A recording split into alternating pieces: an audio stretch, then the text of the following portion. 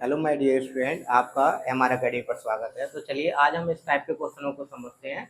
जैसा कि इसमें दे रखा है रैखिक समीकरण युग्म, तो आज हम दो चर वाले रैखिक समीकरण युग्म पर एक सवाल देखेंगे।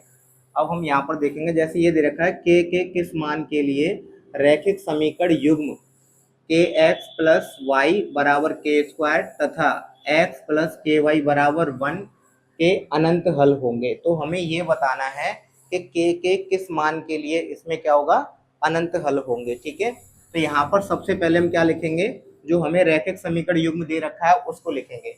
तो दिया है रैखिक समीकरण युग्म के एक्स प्लस वाई बराबर के स्क्वायर, तो इसका पहला रैखिक समीकरण हमें ये दे रखा है, तो हम इसको लिख लेते हैं।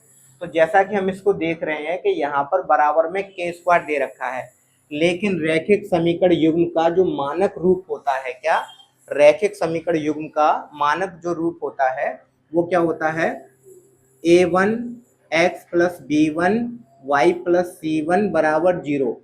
बराबर में क्या होना चाहिए, 0 होना चाहिए। ये इसका पहला पहला समीकरण होता है, उसका मानक रूप ये है। और दूसरे समीकरण का मानक रूप भी सेम होता है, बस a2 x plus b2 y plus c2 बराबर क्या होता है, 0।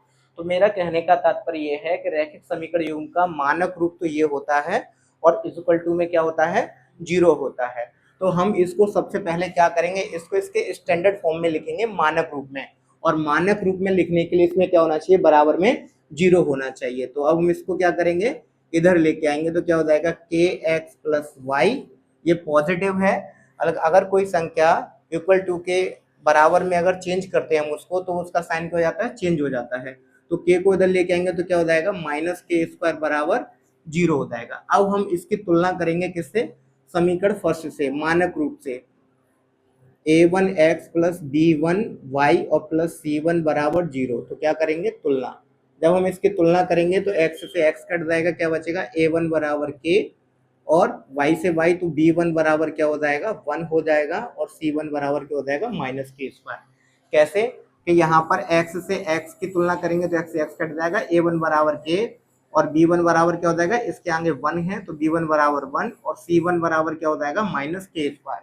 अभी हमने क्या की है, पहले समीकरण की तुलना कर ली है। तो अब हम क्या करेंगे, इसमें दूसरे समीकरण की तुलना करेंगे। किसकी करेंगे बेटा, दूसरे समीकरण की। तथा दूसरा समीकरण है x प्लस के वाई बराबर 1। ठीक है, x प्लस के वाई बराबर 1 है ये। तो अब हम इसको भी क्या करेंगे, इसके स्टैंडर्ड रूप में लिखेंगे, बराबर में 0 लिखने के लिए, मानक रूप में।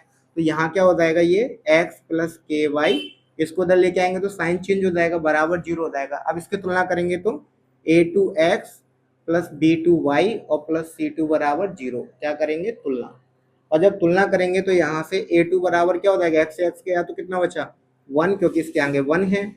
और b2 बराबर क्या हो जाएगा, k, और c2 बराबर क्या हो जाएगा, -1 हो जाएगा। अब हमने यहाँ पर क्या किया है, इनके कंपेरिजन करके नहीं है, यहाँ पर a1 b1 और c1 का मान निकाल लिया, और सेकंड से कंपेयर करके a2 b2 और c2 का मान निकाल लिया है।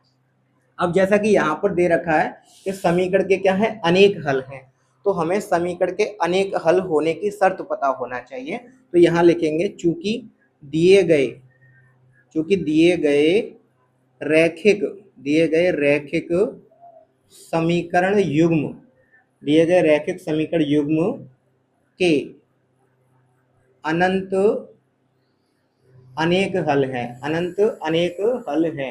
और जब अनंत हल होते हैं तो इसलिए उसकी जो शर्त होती है वो क्या होती है, a1 बटे a2 बराबर होता है b1 बटे b2 के और c1 बटे c2 के। कैसा कि जब वो क्या कहते हैं, रैखिक समीकरण युग्म के अनेक हल होते हैं तो उस कंडीशन में उसकी शर्त क्या होती है, a1 बटे a2, b1 बटे b2 और c1 बटे c2 तीनों आपस में क्या होते हैं, बराबर होते हैं। तो अब हम इसके मान रखेंगे, तब हम इसके मान रख लेते हैं। तो a1 का मान कितना है, k, और a2 का मान कितना है, 1। a1 का जो मान है वो k रखा और a2 का मान है वो 1 रखा। बराबर करेंगे क्या, b1 का मान कितना है, 1। b1 का मान कितना दे रखा है, 1 दे रखा है। और b2 का मान कितना दे रखा है, k। और यहाँ पर c1 का मान कितना दे रखा है, माइनस के स्क्वायर। और यहाँ पर c2 का मान कितना दे रखा है, 1। तो अब हमें यहाँ पर k का मान निकालना है। क्या करना है, यहाँ सॉरी माइनस का 1 दे रखा है, तो यहाँ पर हमें क्या करना है, k का मान निकालना है। और k का मान निकालने के लिए किसी दो को क्या करेंगे, किसी इन दोनों को उठा लेंगे और यहाँ पर कंपेयर करके क्या करेंगे, k का मान निकाल लेंगे। इन दोनों से भी k का मान निकाला जा सकता है, इन दोनों से भी निकाला जा सकता है और इन दोनों से भी। क्यों, क्योंकि तीनों जो रेशियो है वो आपस में क्या है, बराबर है। ठीक, तो इसलिए अब हम क्या करेंगे, यहाँ से k/1 बराबर 1/k, तो यहाँ पर k का स्क्वायर करेंगे बराबर क्या हो जाएगा, 1। तो k बराबर क्या हो जाएगा, √1, वो भी प्लस माइनस का, तो k बराबर आ जाएगा +-1। तो यहाँ पर k बराबर क्या आ गया है, +-1 आ गया है। तो यहाँ पर हम ये देखेंगे कि यहाँ पर जो k का मान जो +-1 जो है, वो इसमें से इस समीकरण को कौन सा संतुष्ट कर रहा है। जो मान संतुष्ट करेगा वही इसका क्या होगा, आंसर होगा। जैसे कि मैं अगर यहाँ पर k बराबर 1 लेता हूँ, तो मैंने यहाँ पर रखा, अगर हम इसमें रखेंगे k बराबर 1 लेते हैं, अगर हम इसमें रखें तो यहाँ आ जाएगा 1/1 और 1/k का मान क्या रखेंगे, 1। तो यहाँ पर क्या दे रखा है, k स्क्वायर और 1, तो यहाँ पर k का मतलब 1 का स्क्वायर और 1, तो यहाँ पर क्या आ गया 1/1, 1/1 और 1/1। तो इसका मतलब क्या हो गया, ये जो है वो इस शर्त को पूरा कर रहा है। क्यों, क्योंकि ये तीनों जो रेशियो है वो क्या है, बराबर है। लेकिन जब हम k बराबर -1 रखते हैं तो यहाँ पर k का मान क्या आ जाएगा, -1, और यहाँ पर क्या हो जाएगा 1, बराबर यहाँ पर क्या आ जाएगा, k का मान -1 और यहाँ 1। लेकिन यहाँ पर जो है वो k स्क्वायर है, और बराबर जब हम -1 का स्क्वायर करेंगे और बटे 1, तो ये आ जाएगा -1/1, -1/1, और ये आ जाएगा +1/1, जो कि ये इसके मान को क्या है, संतुष्ट नहीं करता है। तो इसलिए इसका जो मान होगा k का, वो क्या होगा, +1 मान के लिए इस समीकरण का क्या हो रहा है, संतुलित हो रहा है, ये संतुष्ट हो रहा है। तो इसलिए k बराबर 1 होगा इसका मान। इसी पर आधारित आपको एक क्वेश्चन दे रहे हैं जिसमें क्या कहते हैं, आपको मान निकालना होगा। तो चलिए एक क्वेश्चन नोट करते हैं यहाँ पर। तो यहाँ पर मैं आपके लिए क्वेश्चन नोट कर रहा हूँ। ये क्वेश्चन है, यहाँ पर रैखिक समीकरण दे रखा है, रैखिक समीकरण युग्म, और रैखिक समीकरण युग्म है kx + 3y - k - 3 = 0, 12x + ky - k बराबर 0 के अनंत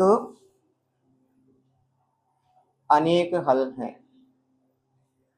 तो k का मान ज्ञात कीजिए। तो k का मान ज्ञात कीजिए। तो आपको इस क्वेश्चन को सॉल्व करना है और कमेंट बॉक्स में आपको k का मान बताना है कि k का मान कितना आएगा। तो चलिए अब हम अपने नेक्स्ट लेक्चर में इससे आगे के क्वेश्चनों को समझते हैं। तब तक के लिए आप आगे पढ़ते रहिए, पढ़ते रहिए।